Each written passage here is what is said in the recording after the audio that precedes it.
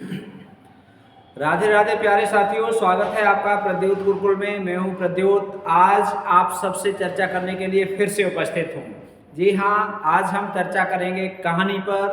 कहानी हिंदी साहित्य की बहुत ही लोकप्रिय विधा है और कहानी पर एक चर्चा हम कल कर चुके हैं, अर्थात पहली क्लास एक सेशन हम कहानी का पढ़ चुके हैं। पहली क्लास पढ़ चुके हैं जो आप लोगों को बहुत पसंद आई और जो आपकी परीक्षा के लिए बेहद खास थी। आज हम कहानी पर आधारित दूसरी वीडियो लेकर आए हैं और ये भी आपके लिए होने वाली है, बहुत ही रामबाण साबित होने वाली है। ठीक है, तो चलिए बिना किसी देर के सीधे सीधे चलते हैं प्रश्नों की ओर। आज की इस प्रश्नों की श्रृंखला में ये हमारी दूसरी कहानी की वीडियो है, दूसरी क्लास है कहानी पर आधारित और कुल 36वीं प्रश्नोत्तरी है। ठीक है, तो चलिए आगे बढ़ते हैं, प्रश्नोत्तरी की ओर चलते हैं। सभी साथी जुड़ जाएं। ठीक है, और सभी साथियों का स्वागत है। आप सभी अपने दोस्तों को शेयर कर दिया करिए जिससे कि सभी साथी शीघ्रता से जुड़ जाएं। चलिए बिना किसी देर के बढ़ते हैं। आधुनिक शोधों के आधार पर हिंदी की प्रथम कहानी मानी जाती है। बहुत बढ़िया प्रश्न।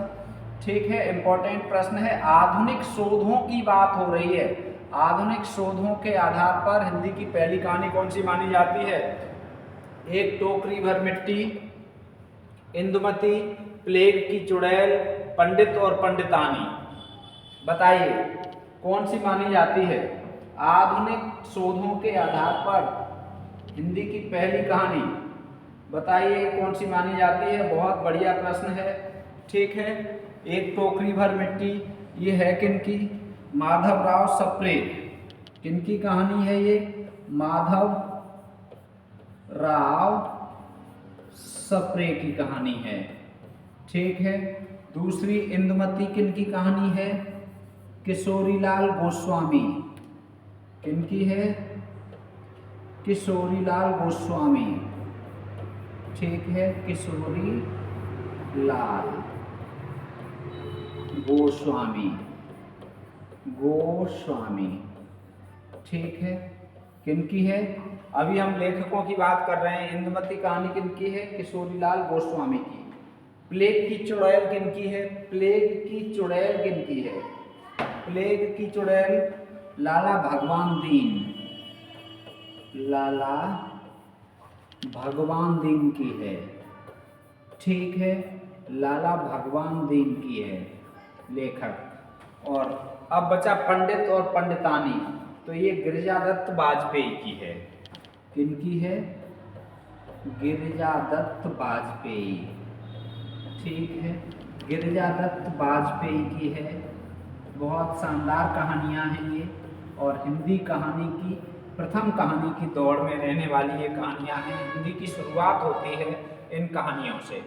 ठीक है, तो आधुनिक शोधों के आधार पर कौन सी मानी जाती है? अब इनमें बात करते हैं नंबर 1 विकल्प की, अर्थात एक टोकरी भर मिट्टी आधुनिक शोध के आधार पर हिंदी की पहली कहानी मानी जाती है और ये 1901 में छत्तीसगढ़ नामक पत्र में प्रकाशित हुई थी।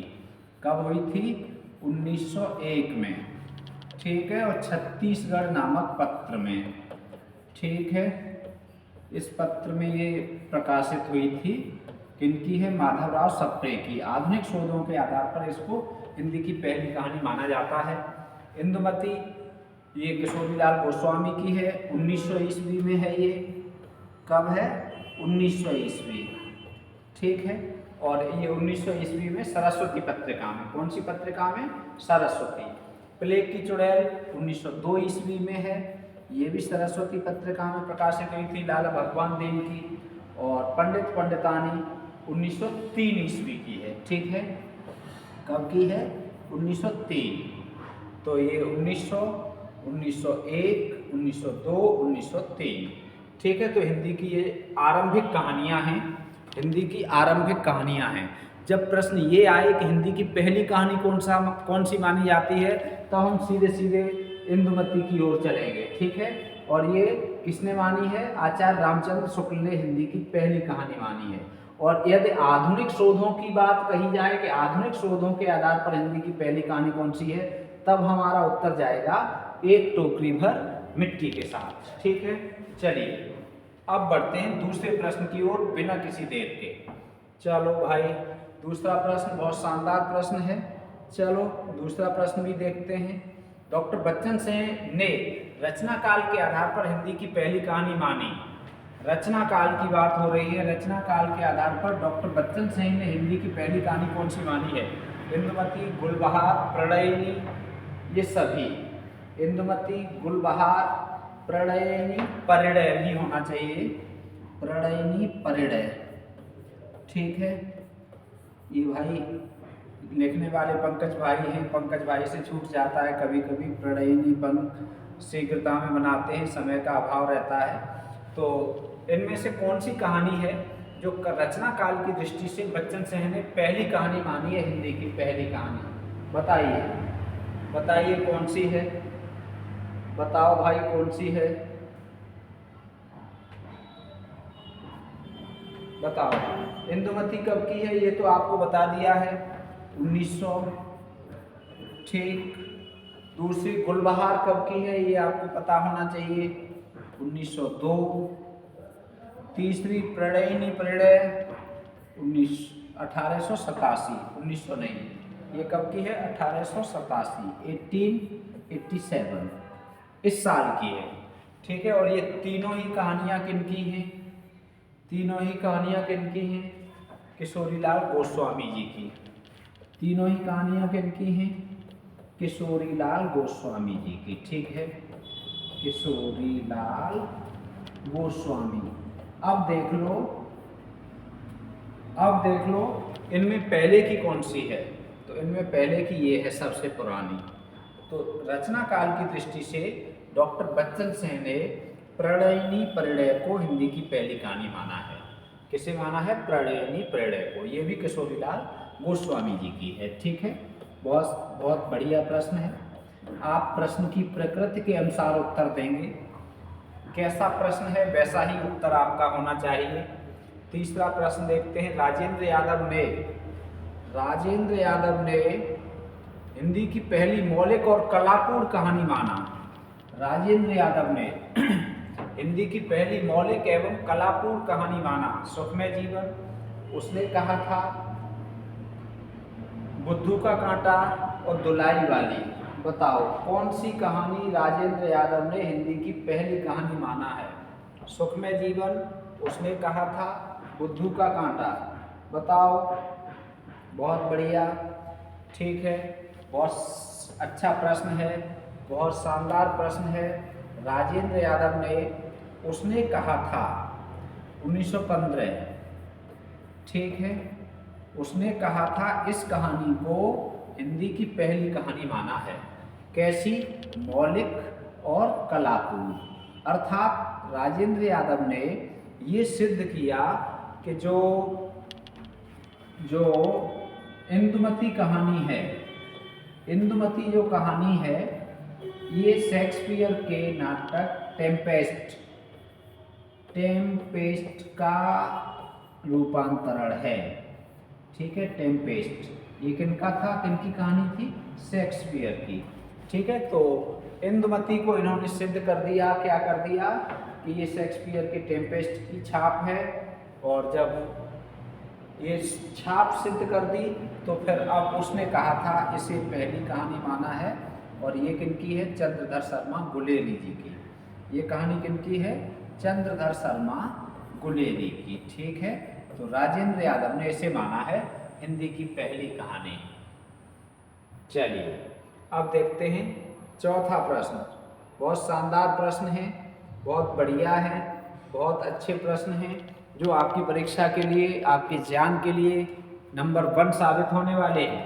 ठीक है, आइए। प्रेमचंद की पहली कहानी संसार का अनमोल रतन 1960 जमाना में प्रकाशित हुई। असंगत ढूंढना है, ये तो संगत है। डॉक्टर नगेंद्र के अनुसार प्रेमचंद की अंतिम कहानी कफन 1936 ईस्वी, बिल्कुल सही है। प्रेमचंद का प्रथम कहानी संग्रह सोजे वतन 1907 अंग्रेज सरकार ने प्रतिबंधित कर दिया था, बिल्कुल कर दिया था। प्रेमचंद का कहानी संग्रह मानसरोवर नाम से 6 भागों में प्रकाशित कराया गया? बिल्कुल नहीं। मानसरोवर तो नाम था, लेकिन भाग उसके 8 थे। भाग कितने थे? भाग कितने हैं? 8। तो मानसरोवर नाम से 8 भागों में प्रकाशित हुई हैं प्रेमचंद जी की कहानियाँ। ठीक है, तो ये है विवरणात्मक प्रश्न, ये है अवधारणात्मक प्रश्न। ठीक है, विशेष महत्वपूर्ण है, बहुत अच्छा प्रश्न है। चलिए अगला देखते हैं, 5वां प्रश्न। बिना किसी देर के सीधे सीधे चलते हैं। चतुरी चमार, शुकुल की बीवी, सखी आदि कहानी संग्रह किसके हैं? बताइए। पांडे बेचन शर्मा उग्र, आचार्य चतुर्सेन शास्त्री, जयशंकर प्रसाद, निराला, किनके हैं? बताओ। 5वां प्रश्न, 5वां प्रश्न, बताओ किनके हैं? चतुरी चमार, शुकुल की बीवी, सखी आदि कहानी संग्रह किसके हैं? 5वें प्रश्न का डी विकल्प सही है। ठीक है, कौन सा? निराला। चतुरी चमार बहुत पूछा जाता है परीक्षाओं में।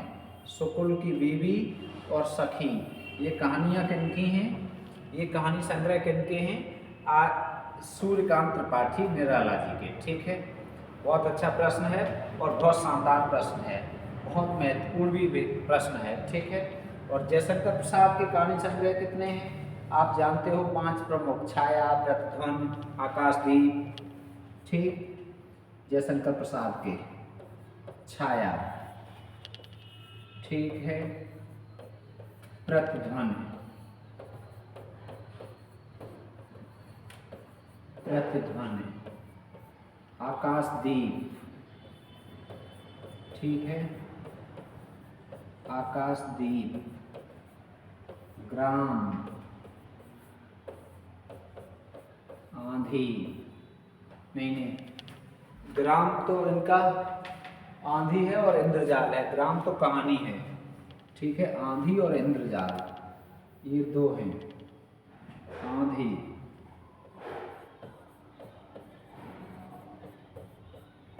और इंद्रजाल।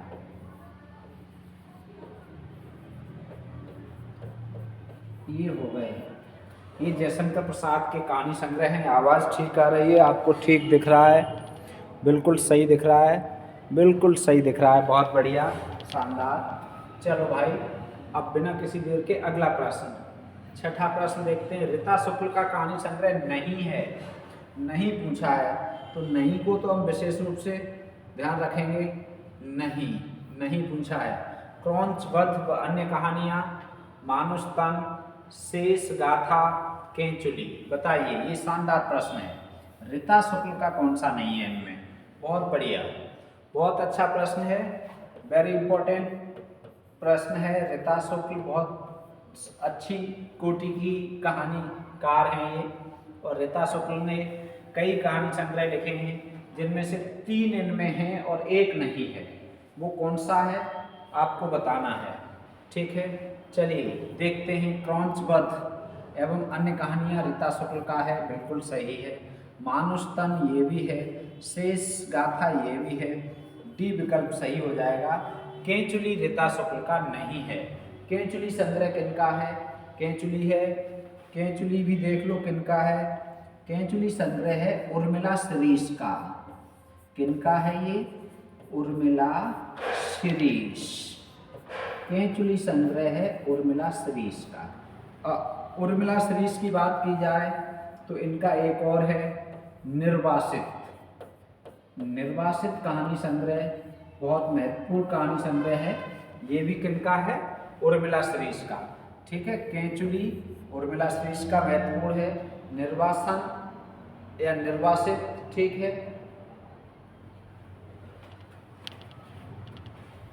निर्वासन कर लो, निर्वासन, ठीक है।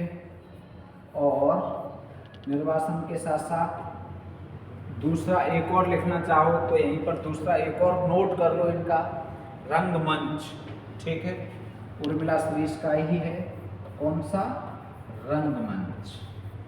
बहुत महत्वपूर्ण कहानी संग्रह है उर्मिला शिरीष के, निर्वासन, रंगमंच। ठीक, चलो एक और चाहो तो लिख लो पुनरागमन, पुनरागमन। ठीक है, ये महत्वपूर्ण 3 ये हो गए, एक ये हो गया केंचुली। अब ये हो गए 4। और रीता शुक्ल की क्रौंच वध, बहुत महत्वपूर्ण, मानुस्तन और शेष गाथा। ठीक है, चलिए छठा प्रश्न हो गया। अब देखते हैं 7वां प्रश्न। कब्बे और काला पानी कहानी संग्रह को कौन सा पुरस्कार मिला? कब्बे और काला पानी कहानी संग्रह को कौन सा पुरस्कार मिला? बताइए। साहित्य अकादमी 1980 में, व्यास सम्मान 1986 में, साहित्य अकादमी 1985 में, या सरस्वती सम्मान 2007 में। बहुत शानदार प्रश्न है, बहुत अच्छा प्रश्न है। और कहानी संग्रह को मिलने वाला पुरस्कार आपको बताना है।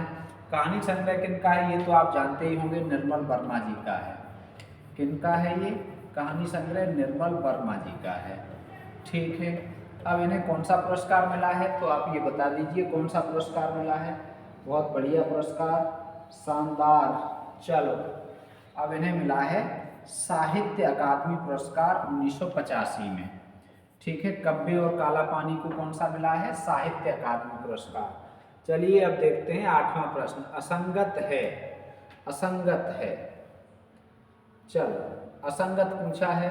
चिन्हार, मैत्रेयी पुष्पा, नीलगाय की आंखें नमता से हैं, पत्थर की गली, पत्थर गली, नासिरा शर्मा, लेडीज सर्कल, मालती जोशी। चलो भाई बता दीजिए इसमें 8वें प्रश्न का कौन सा सही है? चिन्हार, चिन्हार मैत्रेयी पुष्पा का है, बिल्कुल सही। और चिन्हार का अर्थ क्या होता है? चिन्हार का अर्थ क्या होता है? परिचित, परिचित व्यक्ति। ठीक है, वो है जो परिचित हो उसे कहते हैं चिन्हार।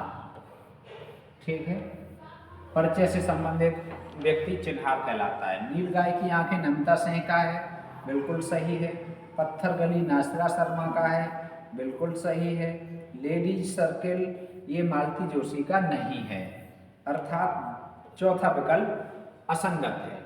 तो लेडीज सर्किल किनका है? लेडीज सर्किल है गीता श्री का। किनका है? यहाँ लिख दो, गीता श्री। लेडीज सर्किल किनका है? गीता श्री का। बहुत महत्वपूर्ण। ठीक, और मालती जोशी की यदि बात की जाए तो यहाँ लिख दो मालती जोशी का रहमन धागा प्रेम का।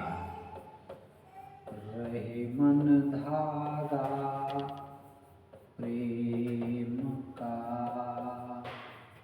मालती जोशी का है ये। ठीक है, और लेडीज सर्किल किनका है? गीता श्री का है। चलिए भाई 8वां प्रश्न हो गया। अब देखते हैं 9वां प्रश्न। ये भी असंगत पूछा है। असंगत कौन सा है? तो असंगत कौन सा है बता दीजिए भाई। 11 वर्ष का समय, आचार्य रामचंद्र शुक्ल, कानों में कंगना, राधिका रमण प्रसाद सिंह, पाजेब, जैनेन्द्र, दो बांके, चतुरसेन शास्त्री। वेरी इंपॉर्टेंट कहानियाँ हैं, बहुत महत्वपूर्ण कहानियाँ हैं और हिंदी की पहली कहानियों में शामिल है। 11 वर्ष का समय शुरुआत वाली कहानियों में आचार्य रामचंद्र शुक्ल की है, बिल्कुल संगत है। कानों में कंगना राधिका रमण की है, बिल्कुल संगत है। पाजेब जैनेन्द्र की है। दो बांके चतुरसेन शास्त्री की नहीं है। तो फिर दो बांके किनकी है ये पता होना चाहिए आपको। ये है भगवती चरण वर्मा की। ठीक है, भगवती चरण वर्मा। ठीक है, भगवती के कितने चरण हैं? 2, 2 बांके। चलो भाई, बहुत महत्वपूर्ण है, याद रखेंगे। अब देखो सुमेलित कीजिए। सुमेलित वाला आ गया, सुमेलित करवाना है। कौन सा? फैंस के इधर उधर पास पास लिख गए, थोड़ा दूर होता तो सुमेलित करने में आता। फैंस के इधर उधर, कोसी का घटवार, मिस पाल, एक पति के नोट्स। अब इन्हें सुमेलित करना है। करिए, बताइए शीघ्रता से 1 2 3 4 कौन सा सही है। तो फैंस के इधर उधर ये है ज्ञान रंजन का। ठीक है, कलर चेंज करके हम किए दे रहे हैं। दूसरा है कोसी का घटवार, तो कोसी का घटवार है शेखर जोशी का। तीसरा है तीसरा मिसपाल, तो मिसपाल मोहन राकेश की है। ठीक है, अगला है चौथा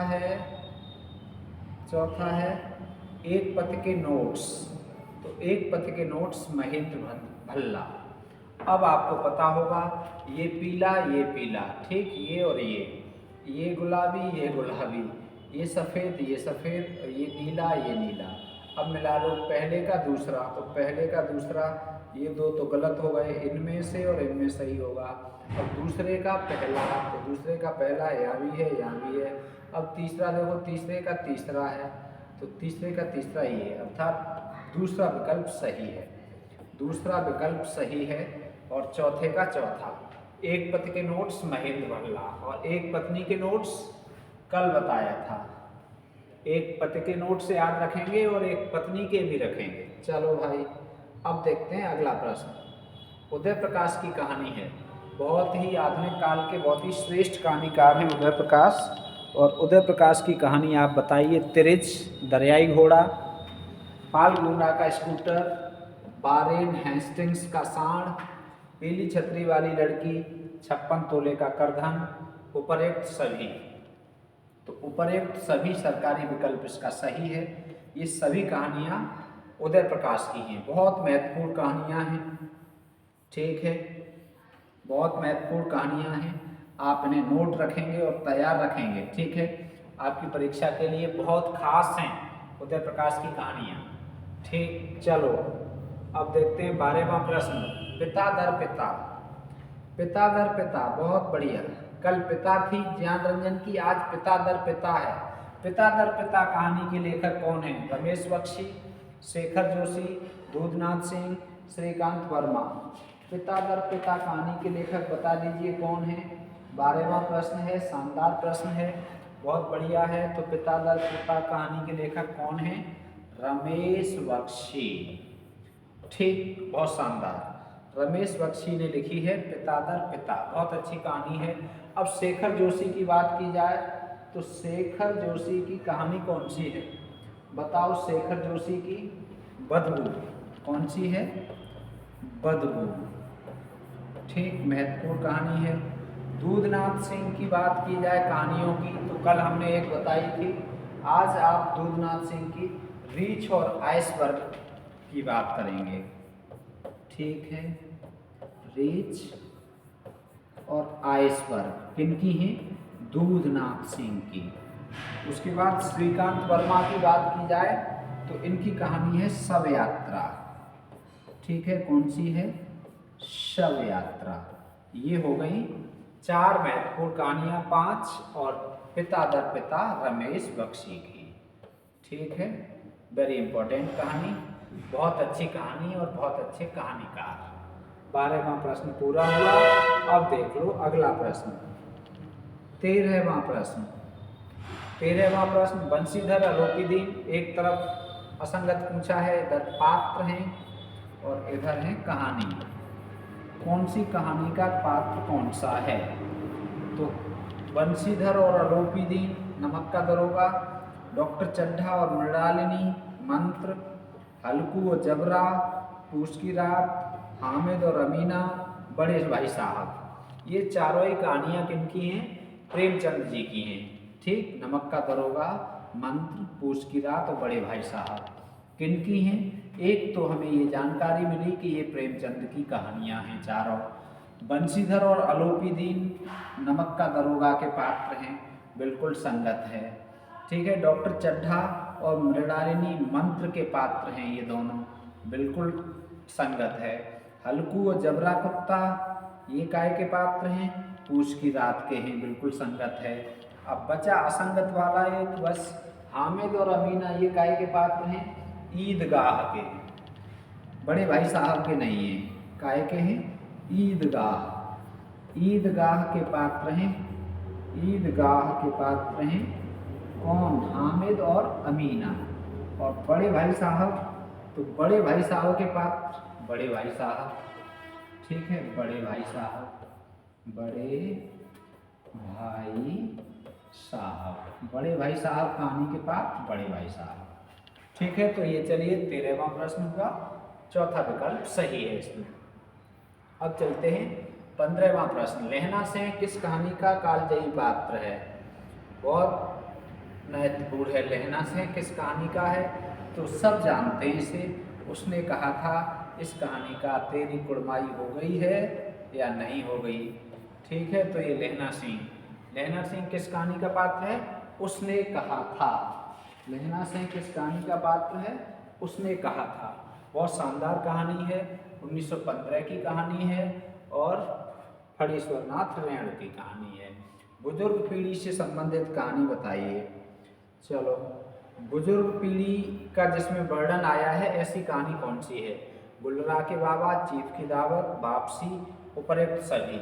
तो गुलरा के बाबा में भी बुजुर्ग पीढ़ी का वर्णन है, चीफ की दावत में भी है और वापसी में भी है, अर्थात चौथा विकल्प सही है। ये बुजुर्ग पीढ़ियों से संबंधित 3 महत्वपूर्ण कहानियां हैं। गुलरा के बाबा, चीफ की दावत, दावत लिखा है, दावत होना चाहिए, और वापसी। ठीक है, ये तीनों कल हमने बताई थी। गुलरा के बाबा के लेखक कल हमने बताए थे, अभ्यास करिए और उत्तर कमेंट बॉक्स में लिख दीजिए। ठीक है, चीफ की दावत के लेखक भी कल हमने बताए थे और वापसी की लेखिका भी कल हमने बताई थी। तो ये तीनों ही कल हमने बता दिए हैं। इन तीनों के लेखक आप कमेंट बॉक्स में रिवीजन के लिए, अभ्यास के लिए लिख दीजिए। 16वां प्रश्न देख लीजिए, नई कहानी। ठीक है, नई कहानी, यहाँ नई थोड़ा सा ऐसा लिख गया है। नई कहानी की विशेषता बताओ। सपाटता, प्रतीकात्मकता, बिंब विधान, उपर्युक्त सभी। तो सपाट बयानी है नई कहानी में, बिल्कुल सही है। प्रतीकात्मकता पाई जाती है, प्रतीकों में बात हो रही है, बिल्कुल सही है। बिंबों का विधान किया गया है, बिल्कुल सही है। अर्थात उपर्युक्त सभी विशेषताएं नई कहानी में पाई जाती हैं। अब देखते हैं 17वां प्रश्न, असंगत है। अब 17वां प्रश्न में असंगत ढूंढ लो, कौन सा असंगत है। चलो, यही सच है, डायरी शैली, इसे बताइए। इसे थोड़ा समय देंगे हम आपको। यही सच है डायरी शैली में लिखी गई है, टूटना प्रतीकात्मक शैली में लिखी गई है, मछलियाँ पूर्वदीप्त शैली में लिखी गई है और भोला राम का जीव मनोविश्लेषणात्मक शैली में लिखी गई है। इस पर आप जरूर उत्तर दें। इस पर थोड़ा सा समय हम देंगे आपको, 5 सेकंड का समय। असंगत बताओ। 3 तो संगत हैं, 1 असंगत है। कौन सी कहानी किस शैली में लिखी गई है? शैली बतानी है, शैली। तरीका बताना है, कौन से तरीके की कहानी है, किस शैली की कहानी है, बताओ शीघ्रता से। कौन सी कहानी किस शैली में लिखी गई है? इस पर आधारित ये वेरी इंपॉर्टेंट प्रश्न है, बहुत महत्वपूर्ण प्रश्न है। बता दीजिए भाई, 17वां प्रश्न, इसका उत्तर कौन सा सही है, बताओ। ये तो कल बता ही दिया था कि यही सच है, किन की है, मन्नू भंडारी की है। डायरी शैली में लिखी गई है, बिल्कुल सही है। इसके पात्र भी कल बताए थे, आप कमेंट बॉक्स में लिखें। टूटना कल बताई थी, किन की है, बिल्कुल सही है, प्रतीकात्मक शैली है। मछलियाँ पूर्वदीप्त शैली है। अब 3 सही हो गए तो चौथा बचा, वो हो गया असंगत। भोला राम का जीव मनोविश्लेषणात्मक नहीं है। भोला राम का जीव कैसा है? भोला राम का जीव कैसी शैली में लिखी गई है? ये हास परिहास, हास परिहास, या हम इसे कह सकते हैं व्यंग्यात्मक शैली। ठीक है, व्यंग्यात्मक शैली। ठीक है, और ये लिखी किसने है? हरिशंकर परसाई ने। ये नहीं है, लेखक कौन है? हरिशंकर परसाई, हरिशंकर परसाई। हरिशंकर परसाई द्वारा लिखित भोला राम का जीव, ये कहानी है हास परिहास या व्यंग्यात्मक शैली में। ठीक है, शानदार प्रश्न, शानदार जानकारी। अब देखते हैं 18वां प्रश्न, बहुत बढ़िया। 18वां कथन है, कहानी ऐसा उद्यान, नो लिखना है, नो, ब्रज भाषा में बोले तो नो, ये ध लिख गया है, कहानी ऐसा उद्यान नहीं जिसमें भांति भांति के फूल और बेल बूटे सजे हुए हों, बल्कि वह एक गमला है जिसमें एक ही पौधा का माधुर्य अपने समुन्नत रूप में दृष्टिगोचर होता है। यह कथन किसका है? यह कथन किसका है? Ramchandra Shukla, Premchand, Jaishankar Prasad, Edgar Allan. वाह भाई वाह, बहुत शानदार प्रश्न है। एक तरह से कहा जाए तो ये कहानी की परिभाषा है, और ये कहानी की परिभाषा किसने दी है? पहले तो आप समझने का प्रयास करें। कहानी ऐसा उद्यान नहीं जिसमें भली भांति के फूल और भांति के फूल और बेल बूटे सजे हों। मतलब कोई ऐसा उद्यान नहीं है, बगीचा नहीं है जिसमें अलग अलग तरह के फूल हों और अलग अलग तरह के बेल बूटे सजे हों, बल्कि एक गमला है। एक गमला है जिसमें एक ही पौधा का माधुर्य अपने समुन्नत रूप में दृष्टिगोचर होता है। मतलब गमले में एक पौधा होता है, उसी की समुन्नति दिखाई देती है, और बगीचे में बहुत से पौधे होते हैं, अलग अलग समुन्नति होती है। तो ये कहते हैं कि ऐसा नहीं है, उद्यान की तरह कहानी नहीं है, कहानी एक पौधे की तरह है जो गमले का पौधा होता है। किसने कहा है बताइए? ABCD 1 2 3 4 प्रेमचंद। प्रेमचंद का कथन है, बहुत महत्वपूर्ण कथन है, दूसरा विकल्प सही है। चलो कहानी की परिभाषा। अब देखो कहानी के तत्व होते हैं। कहानी के तत्व कितने होते हैं? सामान्यतः कम ज़्यादा 1 2 हो जाता है, कहीं कहीं मिलेगा आपको, तो आप यहाँ विकल्प के अनुसार चयनित करेंगे।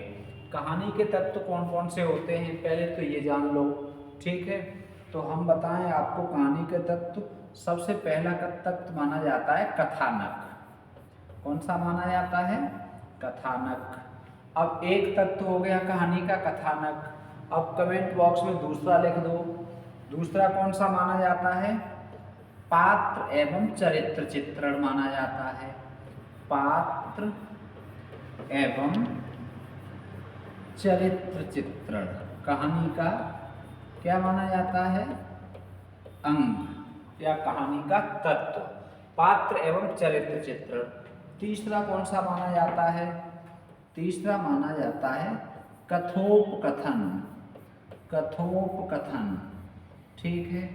कथोपकथन को ही हम लोग क्या कह देते हैं? संवाद। क्या कहते हैं? संवाद। जो पात्र उच्चारित करते हैं उन्हें कथोपकथन कहते हैं या संवाद कहते हैं, ठीक है? चौथा कौन सा माना जाता है? वातावरण। वातावरण को हम और क्या कहते हैं? वातावरण को हम कह देते हैं देश एवं काल। देश काल, ठीक है? देश और काल मतलब कौन से स्थान से संबंधित है और कौन से देश से संबंधित है। अगला होता है भाषा शैली। अगला क्या है? भाषा शैली। कौन सी शैली में कहानी लिखी गई है, भाषा कैसी है। और लास्ट होता है, वो भी यही नोट कर लो, उद्देश्य। कहानी का उद्देश्य क्या है। ये होते हैं कहानी के तत्व। अब कितने हो गए? 1 2 3 4 5 6। तो बी विकल्प सही है, दूसरा विकल्प सही है दिए गए विकल्पों में से। कहानी के 6 तत्व। 20वां असंगत है। असंगत कौन सा है बताओ? प्रेमचंद की कहानी को कादंबरी कहा है। प्रेमचंद ने, यहाँ की लिखा है, प्रेमचंद ने कहानी को कादंबरी कहा है। एडगर एलन पो के अनुसार कहानी को पढ़ने में आधे से लेकर 1 घंटे का समय लगता है। बहुत बढ़िया। कहानी को पढ़ने में आधे घंटे से, आधा घंटा से 1 घंटा के बीच का समय लगता है। मतलब कहानी को आधा घंटा से 1 घंटे के बीच में हम पढ़ सकते हैं, ऐसा कहा है एडगर एलन पो ने। और प्रसाद की गुंडा कहानी में अंग्रेजी राज्य के इतिहास का चित्रण है। दलित साहित्य का आरंभ मराठी साहित्य में सर्वप्रथम हुआ है। असंगत बताओ इनमें से कौन सा है? असंगत बताइए। देखो दलित साहित्य का आरंभ मराठी साहित्य से हुआ, ये बिल्कुल संगत है। प्रसाद की जो गुंडा कहानी है उसमें अंग्रेजी राज्य का इतिहास वर्णन है, बिल्कुल संगत है। एडगर एलन पो के अनुसार कहानी को पढ़ने में आधे घंटे से 1 घंटे के बीच का समय लगता है, बिल्कुल संगत है। अब असंगत हुआ। पहला, प्रेमचंद ने कहानी को कादंबरी नहीं कहा है। क्या कहा है? प्रेमचंद ने कहानी को गल्प। क्या कहा है? गल्प। प्रेमचंद ने कहानी को गल्प कहा है। ठीक है, तो प्रेमचंद के अनुसार कहानी को क्या कहा गया है? गल्प कहा गया है। ये हुए 20 प्रश्न। ये शानदार व्याख्या, शानदार जानकारी। वीडियो आपको कैसी लगी? शीघ्रता के साथ हमने कोशिश की है कि 20 प्रश्नों को कम समय में और अच्छी जानकारी के साथ आप तक पहुंचा पाएँ। आप तक पहुंचने में हमारी मेहनत, हमारा परिश्रम और मेहनत से हम ढूंढ के प्रश्न लेकर आते हैं। अपने हैंड राइटिंग में हम प्रश्न बनाते हैं, ठीक है, और उसके बाद टाइपिंग अलग कराते हैं। डबल मेहनत होती है। टाइपिंग वाले भैया टाइपिंग अलग करते हैं। पहले हम अपनी कॉपी पर नोट्स बनाते हैं, तो उसी हैंड राइटिंग के नोट्स आपको प्रद्योत गुरुकुल में मिल जाएगा। प्रद्योत गुरुकुल चैनल आप सब्सक्राइब कर सकते हैं। काहे के लिए? PDF के लिए। ठीक है, तो PDF इसकी आपको मिल जाएगी प्रद्योत गुरुकुल में। 97 58 43 28 87 पर वार्ता कर सकते हैं आप। और मेहनत हम आपके लिए कर रहे हैं, तो आपको भी थोड़ी बहुत मेहनत हमारे लिए करनी चाहिए। और कई दिन हो गए हम देख रहे हैं, लाइव देखने वालों की संख्या 100 नहीं पहुंच पा रही है। तो बस हम इतना ही संकेत करेंगे कि आप समझ जाएं हम क्या चाहते हैं। ठीक है, तो कमेंट करके आप हमें अपना स्कोर बताएं, 20 में से आपके कितने अंक सही हैं। जो प्रश्न दिया गया है उसका उत्तर भी आप बताएं, और बाकी आप वीडियो के बारे में अपना सुझाव, अपनी राय, अपना जो भी मत है वो अवश्य कमेंट में लिखा करें। हम आपके कमेंट अवश्य पढ़ते हैं, ठीक है, यथासंभव उत्तर भी देते हैं। अब मिलेंगे अगली क्लास में, तब तक स्वस्थ रहिए, मस्त रहिए, व्यस्त रहिए, राधे राधे कहते रहिए। जय हिंदी, जय भारत।